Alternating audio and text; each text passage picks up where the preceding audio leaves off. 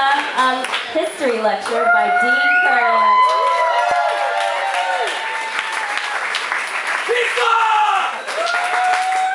Hey everybody, again, my name is Dean, and I love pizza. More importantly, I love the history of pizza. It's a rich history, and we're talking about the history of it and how it ended up in America. First, who, what, why, when, where, how was pizza invented?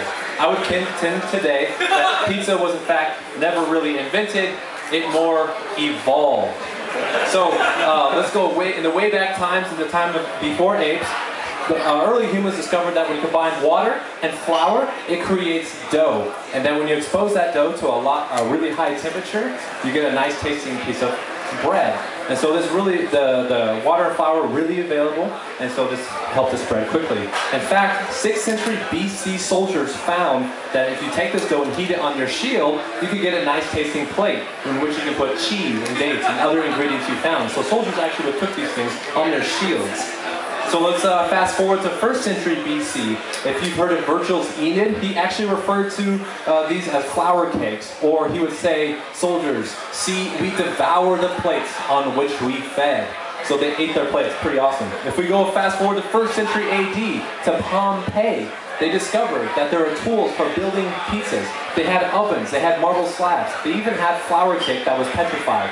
And Pompeii is near Naples. That'll come up later. And then fast forward all the way to the 16th century, and a very important event happened. For the first time, tomatoes came to Europe. This opened up a wide range of foods that would happen. More importantly, pizza.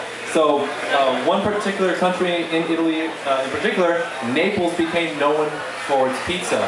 Even the Queen of Naples, Queen Margherita, even created a pizza oven in her castle so that pizza could be served to her.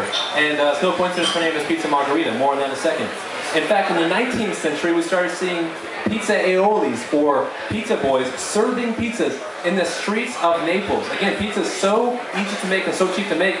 Pizza boys would use it to make money. That was their side job. They would set up these little stands, and they would serve pizzas in the streets of Naples, the early pizzerias.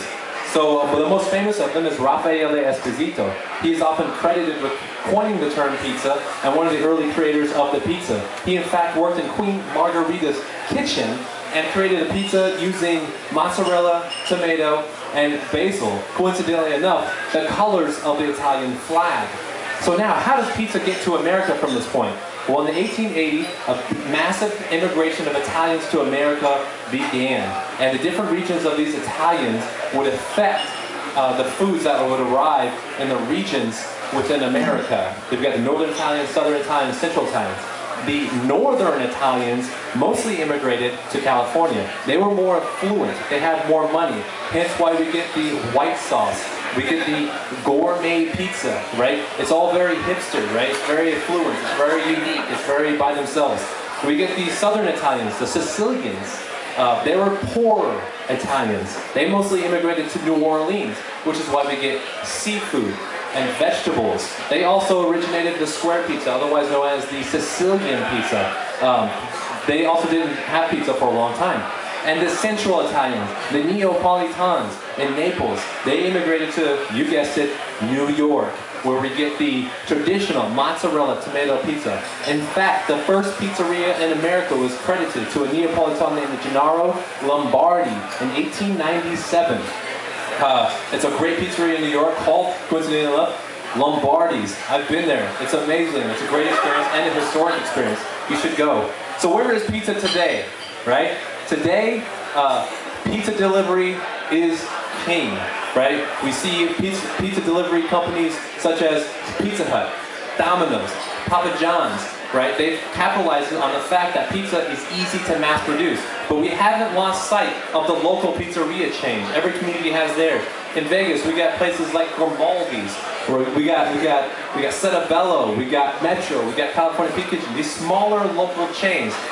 Rocco's. Every community in America has evolved their own local pizzeria. In fact, it's pointless to argue people's favorite pizza. I've given up because there is such a tremendous amount of loyalty and passion for each person's favorite pizza. So where is pizza in the future? Well, there's a fire engine outside that has pizza being served out of it. It's pretty awesome. And also, you guys remember from Back to the Future, the dehydrated pizzas, right? That's a very likely place for pizza to go. And thank you for taking this 5-minute walk with me on the history of pizza. I love pizza.